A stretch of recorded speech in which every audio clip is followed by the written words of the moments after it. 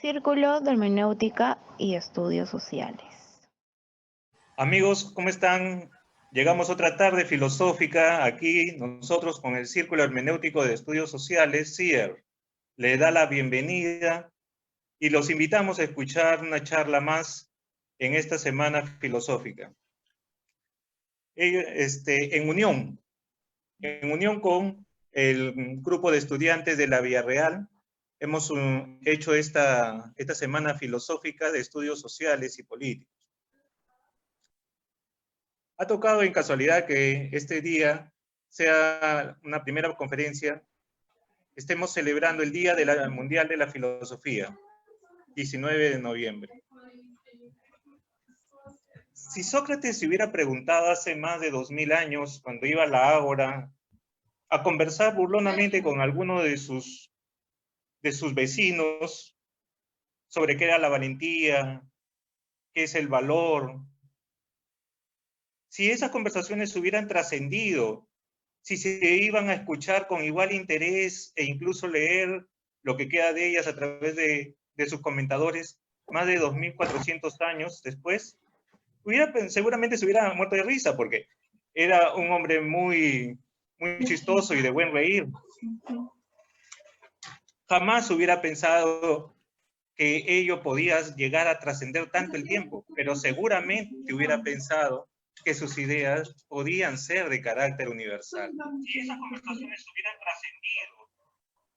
trascendido, esa grandeza que tiene la filosofía es esa diferencia entre lo que uno puede creer en el tiempo, pero lo que uno puede creer de las ideas, constituye la grandeza de la filosofía. La filosofía nos libera, porque las ideas son eternas.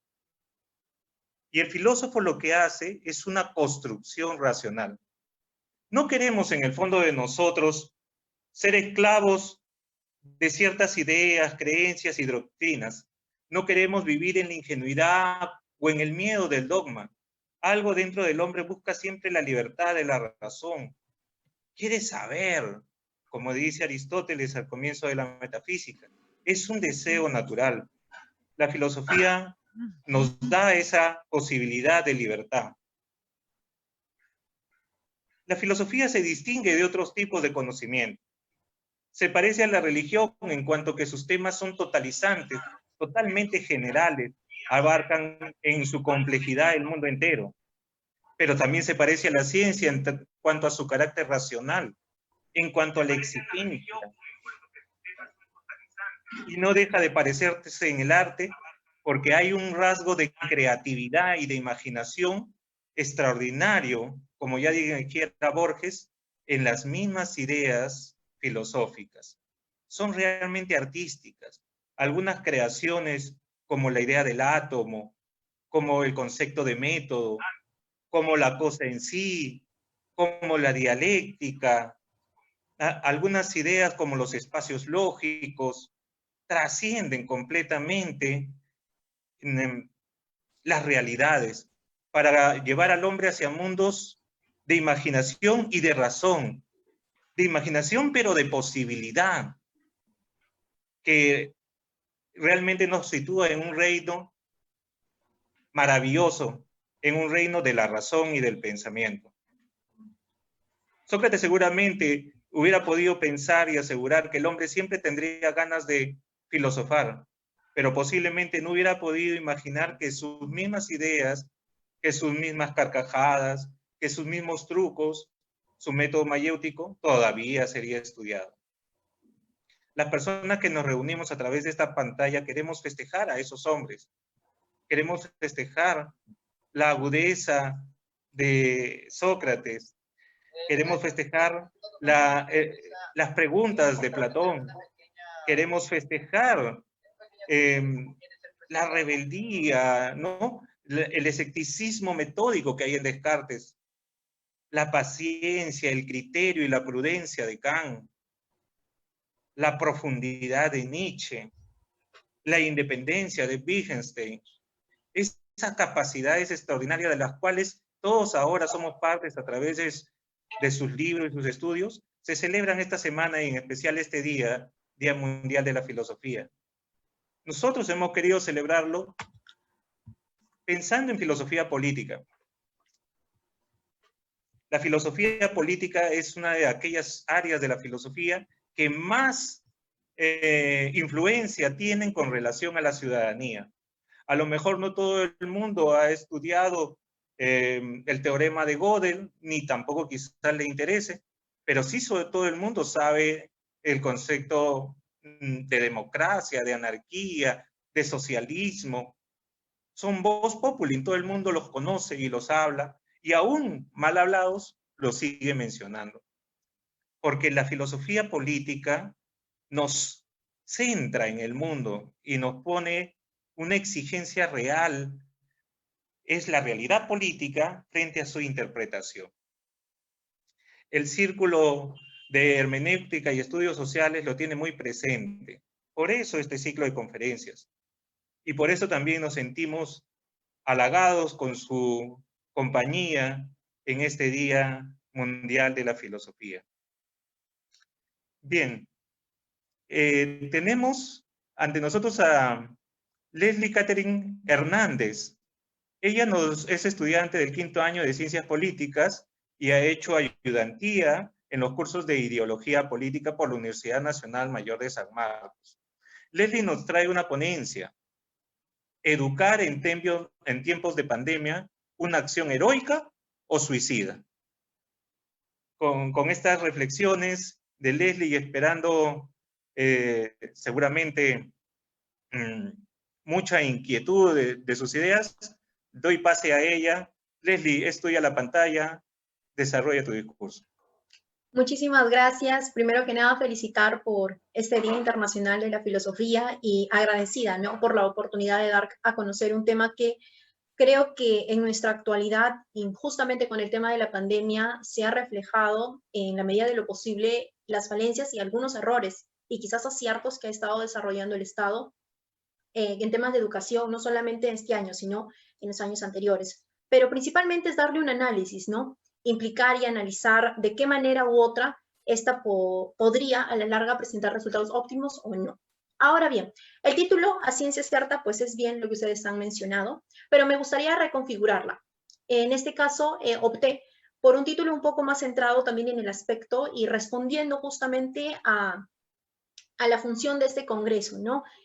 Y ahora me gustaría que escucharan atentamente acerca de la ciudadanía y educación, un tema de interés general o un derecho de unos pocos, en el contexto del COVID-19. Me gustaría empezar mi ponencia haciendo una lectura a esta cita que me parece muy importante considerarla, y más aún tomando en consideración lo que voy a explicar y conversar, ¿no? Es preciso evaluar el desarrollo de una comunidad tomando como referencia las posibilidades de ejercer la libertad que tienen las personas que las conforman. Torres Jurjo, en la educación en tiempos de neoliberalismo. Ahora bien, me gustaría empezar mi ponencia hablando acerca de el Estado, la ciudadanía y el derecho a la educación. En los contextos y en nuestra actualidad, y tomando en consideración lo que nos dice muchos de ellos, pues el Estado y la ciudadanía siempre han tenido una relación muy estrecha. De alguna u otra manera, en la actualidad, siempre se ha buscado estos avances, ¿no?, en la concepción, en la configuración de sus ideas. Pero justamente con el tema y el contexto del COVID-19, el derecho a la educación ha sido un punto que se ha planteado en agenda. Pero ¿de qué manera? ¿Basándonos en qué? ¿En quién es nuestro principal sector que va a recibir este beneficio? Pues bien, me gustaría comenzar hablando acerca de que en nuestra actualidad se considera que una de las riquezas más grandes que puede desarrollar un país viene plasmado en la educación, en cómo se estructura, cómo se plasma y cuál es la base por la cual se ha motivado. Si bien es cierto, existen muchos textos que nos mencionan que para que un Estado o una sociedad pueda ser más jerárquica, más justa o más democrática, tiene que tener como pilar fundamental la educación. Pero, ¿qué implica realmente esta idea de desarrollo, de avance? Habría que reanalizarla y pensarla, basándonos en qué elementos. Porque son el contexto realmente que estamos hablando de una educación, pues que simplemente respondemos a un sector determinado en él. Es importante también que reafirmemos esta interrelación que puede existir en la formación de una ciudadanía y el derecho a la educación. Es por ello que me tomé mucha la molestia en el sentido de que deberíamos analizar y repensar cómo es esta configuración. Bien, me gustaría comenzar no narrando la educación como tal, sino dando a entender el marco general que todos conocemos, ¿no? Que la educación es un derecho humano reconocido a nivel mundial, que es un principal motor para el desarrollo, que a través de elementos e instrumentos importantes, no solamente para su medición, sino que también para su desarrollo, cómo este ha ido configurándose. Pero ahora bien, hay un nuevo reto en todo este contexto, que es la educación a remoto. No voy a entrar en ello, pero sí me gustaría que se analice bajo qué condiciones se están dando, quiénes son los principales beneficiados, y eso es a lo que responde mi título de ponencia, ¿no? Si es un tema de interés general o es solamente un tema que evoca y un derecho de unos pocos, de un sector selecto dentro de toda esta ciudadanía, ¿no? Si realmente estamos hablando de una ciudadanía como tal, bajo qué enfoque, si estamos mencionando en nuestro siglo XXI un derecho a la educación basándonos en un enfoque republicano, pues no, habría que repensarlo, ¿no? ¿Qué implicaría ello? Ahora bien, cuando hablamos de interés general, nos referimos a que esta educación está enfocada y focalizada principalmente en un sector, no solamente que hablemos de modalidades de inicial, primaria y secundaria, sino que en una modalidad más general, que pueda abarcar a todos los sectores sociales y grupos humanos que pueden haber en un determinado territorio. Pero, ¿qué implica desde mi perspectiva, el derecho de unos pocos? Que simplemente en nuestra actualidad la educación se ha vuelto y se sigue convirtiendo en un instrumento, o porque así lo definen muchos autores, que beneficia y responde a unas demandas determinadas y no permite este desarrollo óptimo que se podría esperar. Y luego, cuando hacemos ese análisis y se relacionan de alguna manera u otra con el derecho universal, que si bien es cierto responde que la educación corresponde a esta premisa general, pues vemos que existe un vacío en el cual no respondería ese acceso general de una educación como tal. ¿Por qué? Las oportunidades sociales que pueden haber, el contexto en el que puede vivir un estudiante, la realidad que lo concibe o las oportunidades en las cuales él podría ejercer esta educación. Entonces, existen diferentes elementos que pueden influir, valga la redundancia, en cómo se contempla la educación como tal, y más aún en nuestros contextos, debido a que el Estado lo ha puesto en jaque, debido a que él, tomando en consideración su función principal, que es el acceso a una educación de calidad de todos los ciudadanos, ha permitido que decisiones como, por ejemplo, la política Aprendo en Casa, sea solamente para un sector determinado. Y algunos consideran que ha sido una decisión autosuicida, porque no ha permitido responder a esta demanda, diferentes falencias. Y es justamente esos temas que me gustaría explicar, ¿no? Cómo es que esta educación en nuestra actualidad se ha vuelto un derecho que permite solamente el acceso a un sector minúsculo, dejando y relegando a los demás.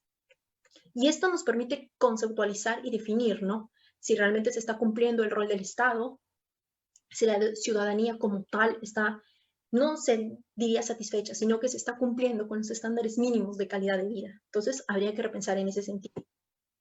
Ahora bien, considero que existe una contraparte en esta situación, y más aún con el COVID, del derecho y la libertad. Porque, si bien es cierto, la educación nos permite desarrollarnos, alcanzar la plenitud y una libertad determinada, considero que este derecho y esta libertad es muy subvencionada a partir de indicadores económicos. Es por ello que yo considero que se ha economizado la educación, no en el sentido de cuánto cuesta educarse, sino en el sentido de que analizamos a un país en el aspecto de la educación basándonos en estándares internacionales, el PBI, el ingreso per cápita, cuánto de ingreso es de un país, el salario de un trabajador diario. Entonces, simplemente si nos basamos en una idea de desarrollo que ha sido, considero yo, impuesta por entidades supranacionales, estamos entendiendo a otra forma de educar, no a la que se puede concebir. Y como nuestro país y como los demás de América Latina, pues sus indicadores y todo su modelo neoliberal ha sido plasmado y acoplado de ejemplos de países ajenos a su continente, pues bien, estamos respondiendo bajo el segundo indicador, ¿no? Que es la economización de la educación. Hay un término que también me parecería importante analizar, que es el capitalismo cibernético. que guarda mucha relación con este tema educativo, ¿no? Cuando uno piensa capitalismo, siempre lo relaciona a las ideas de libre mercado, de apertura, pero hay que conocer y comprender que esta idea se ha ido adaptando a lo que está pasando en nuestra actualidad. Ahora en pleno siglo XXI, el acceso a la tecnología, a la web 2.0, 3.0, ha permitido que estas ideas se vayan configurando y estas responden justamente a ese tema de economización de la educación, debido a que estamos hablando de que solamente un sector determinado se va a beneficiar, mientras que los demás van a ser relegados. Por eso considero que es un tema y un derecho de pocos, y que es un acto suicida si tomamos en consideración que uno de los principales pilares de un Estado que hace frente a una ciudadanía determinada y una como la nuestra, ¿no? Que constantemente se está preguntando, indagando, haciendo reflexiones, y más aún con el contexto que ahora último hemos pasado, ¿no? En donde la organización, todo ese tema tecnológico se ha empleado de otra manera para poder reunir una cantidad determinada de personas, hacer frente a una lucha, a poder organizarse. Entonces, yo creo que habría que repensar cuál es este motivo, ¿no? Ahora, como bien lo estuve mencionando, todo este tema de las entidades supranacionales que influyen mucho en cómo concebimos la educación, que implica ello, acceder a ello, responde justamente a esa cultura mundial, ¿no? De poder los modelos del extranjero adaptarlos en nuestro país y responder a un determinado sector. Pero si es realmente eso la función de un Estado, si es realmente lo que se espera, si podríamos de alguna manera u otra basarnos en los mínimos estándares de educación, ¿cuál es lo que realmente podría implicar en ese sentido? Bueno, considero que nuestra educación se ha comprendido como una configuración entre desarrollo e instituciones supranacionales, no basándonos en la realidad de nuestro ciudadano, no comprendiendo cuáles son las necesidades, sin realizar un adecuado estudio, porque eso es lo que se puede visualizar cuando uno lee un plan, cuando uno lee una política pública. Lo que nos estamos basando son en estos indicadores y no se tiene muy en cuenta cuál es el rol que debería tomar el Estado en este planteamiento de una educación que pueda brindar un servicio de calidad oportuna sin responder a otro tipo de intereses. Eso es un tema que me parece que es importante analizar y comprenderlo. Ahora bien, estas entidades supranacionales, y me encantó muchísimo esta cita breve que hace el autor Torres Urjo, porque él dice que ellos aparecen como defensores de la verdad en el término, en un sentido de mayúsculas. ¿A qué se basa? A que muchas veces uno menciona, la educación, lo analizamos desde el ámbito económico, pero realmente estamos haciendo un verdadero análisis, o es que nos estamos fijando también en estándares sociales, en estándares culturales. No, simplemente estamos hablando de que, la educación ha determinado creación de escuelas, aplicación de un determinado modelo, adquisición de productos, pero no estamos analizando realmente el trasfondo. Me gustaría englobar estas ideas en 3 palabras claves: ciudadanía, sociedades capitalistas e intereses privados. Como estamos viendo en nuestra actualidad también, y analizando este contexto de la educación que se ha puesto en jaque en estas circunstancias del COVID-19, debido a que el resultado que ha presentado han sido inadecuadas decisiones por parte del sector estatal que se han tomado no han respondido a las necesidades de los ciudadanos. Además de ello, no se ha tomado en consideración el contexto social y la diversidad cultural que poseemos. Y finalmente, el rol del Estado. ¿Cuál ha sido? Nos deja muchas preguntas abiertas, muchas ideas que aún no se logran completar, vacíos en nuestra educación, sectores sociales que sienten que el Estado no ha llegado de alguna manera u otra con este término de educación, que faltan ideas por mejorar, y creo yo que si estamos en el siglo XXI, en una edad de modernización, en donde la tecnología está de mayor acceso, pues bueno, no ha respondido como debería. Simplemente nos estamos dejando llevar por estándares supranacionales, hablándonos y dejando que sean ellos quienes puedan modelar de alguna manera u otra la concepción y la percepción que se tiene de desarrollo basándose en educación. Gracias. Muchas gracias, Leslie. Tenemos aquí algunas preguntas que hacerte. Has Sí, con mencionado, gusto. creo que me parece que con gran acierto, esta educación que nosotros vivimos en la actualidad y la cual parece estar influida directamente por intereses ajenos, incluso al Estado. Han mencionado el rol internacional de algunas entidades cuyos intereses capitalistas influyen directamente sobre la programación y la forma como se concibe la educación, en este caso en el Perú. Una primera pregunta sería entonces, ¿cómo afecta esta forma de ver la educación a la filosofía? ¿Cómo afecta esta forma de ver la educación a la filosofía? Una segunda pregunta podría ser, ¿el rol técnico y la educación en el sentido técnico está de alguna manera más valorada que la educación humanística? ¿No? Muchísimas gracias por tu pregunta. Quisiera comenzar con la segunda para poder, de esa manera, poder responder también la primera. Es muy acertado lo que menciona, en el sentido de que muchas veces nos estamos dejando llevar por indicadores técnicos, evaluaciones como la de PISA, que es una evaluación internacional, en donde nos posiciona en una determinada ranking de nuestra educación, en donde simplemente nos dejamos llevar por resultados estadísticos para poder explicar realmente si estamos en desarrollo o no. Y una educación humanística, tal y cual usted lo menciona, pues no se está desarrollando del todo, debido a que se están priorizando cursos que justamente responden a esas necesidades supranacionales, ¿no? De cómo hacemos que el ciudadano pueda ser útil de alguna manera u otra para la ciudad, para la sociedad en sí. ¿De qué manera considero yo que podría relacionarse y hacer un análisis con la filosofía, debido a que aún existen esos vacíos en donde el sentir de un ser humano, en donde concebir el rol como tal, pues no se está dando, ¿no? Simplemente estamos dejando o creando a un ciudadano que piense de manera, según como se plantea, racional, dejando otras ideas de lado, ¿no? El aspecto filosófico, de qué manera lo hacemos entender, cómo lo plasmamos. Yo siento que en ese sentido aún están habiendo vacíos y debería repensarse, porque son justamente las carreras más técnicas las que caen en ese error, debido a que olvidamos un aspecto importante en la formación de un ciudadano.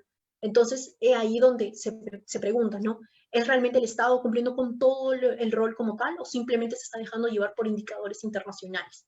Eso es lo que me gustaría dejar como reflexión de mi exposición, ¿no? Que aún existen vacíos que la filosofía y otros cursos humanistas podrían aportar en la formación de un ciudadano, no uno que simplemente hablemos de aspectos técnicos, sino que también podamos englobar estas ideas y comprender realmente.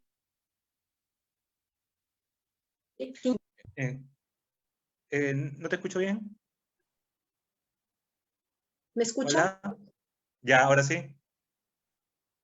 No sé si logró escuchar que pude responder las dos preguntas. La última parte, unos 2 minutos creo que no te escuché. Bueno, justamente estaba mencionando, ¿no? De que me gustaría que lo que quedara de la exposición es que se comprendiera, ¿no? Que ahora el ciudadano lo podemos definir como de qué manera puede ser útil para la formación o el avance de una sociedad, basándonos en un desarrollo, pero en aspectos técnicos. Pero dejamos de lado esa formación humanista, ¿no? El pensar, el poder analizar, el poder criticar, el poder inferir y poder ser críticos, una visión un poco más analítica de nuestra realidad. Simplemente estamos formando estudiantes que puedan ser empleados para determinados intereses, pero no los dejamos analizar como tal, ¿no? ¿Qué implica todo ello? Esa educación que aún está en proceso. Leslie, muy interesante tus respuestas. Yo estaba pensando cuando estaba respondiendo de una manera tan acertada, que quizás los intereses del Estado y los intereses de los organismos internacionales no coincidan, y que a eso se debe, a esa incongruencia, falta de simetría, se deba justamente que el camino diferente de la educación, que no va a nuestros intereses directos. Por ejemplo, estaba pensando indudablemente en nuestra cultura andina, en las lenguas amazónicas que se están perdiendo, etcétera, ¿no? parece que de alguna manera solamente son válidas aquellas cualidades capaces de internacionalizarse, y que lo nacional, cuando es valorado, como Machu Picchu o las líneas de Nazca, es valorado en el sentido de que puede servir como un elemento para que vengan el turismo, y con toda razón se asombre de lo que está hecho allí, pero al mismo tiempo eso es un aspecto, justamente es una industria, la industria del turismo, y no resulta ser por el mismo hecho de la cultura, ¿no? Sino que es valorado en cuanto a curiosidad.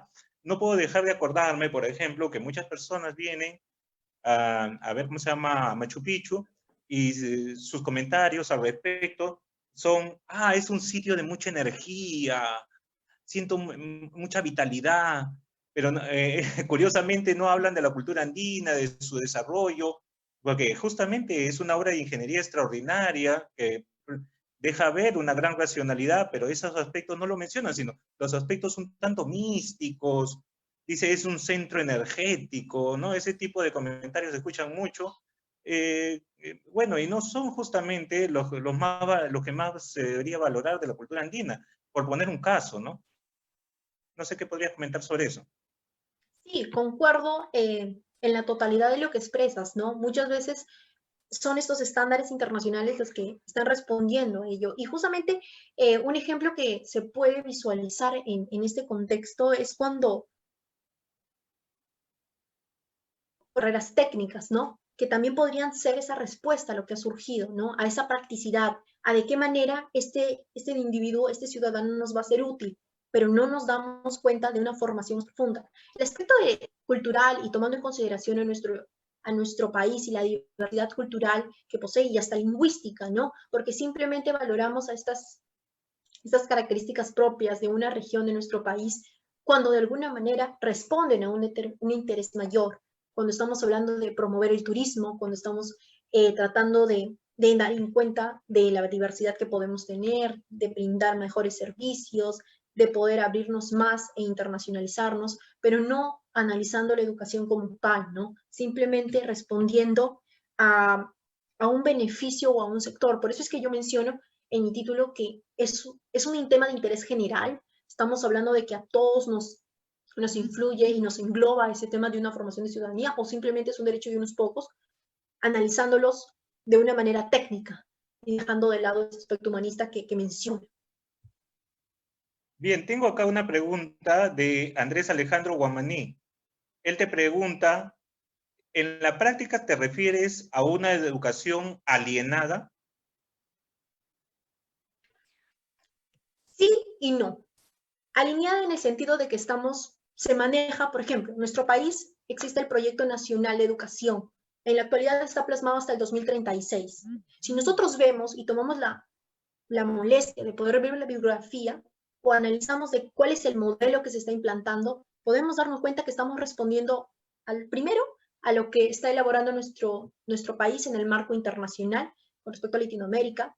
Nuestro objetivo, a ciencia cierta y plasmando este proyecto, es llegar a ser como países como Uruguay, en donde la educación se encuentra mucho más avanzada, pero basándonos en aspectos técnicos. Por eso considero, y cuando digo que no, es en el sentido de que, si bien es cierto, cada país es independiente, plantea sus objetivos basándonos en la realidad propia, existen aún esas influencias, lo que no nos permite poder desarrollarnos y dar una educación en el sentido más humanista, sino que simplemente nos estamos basando en un punto determinado aspecto técnico. Logramos ello, nuestro indicador es positivo, el porcentaje vamos subiendo en el ranking, pero olvidamos y relegamos otros aspectos, ¿no?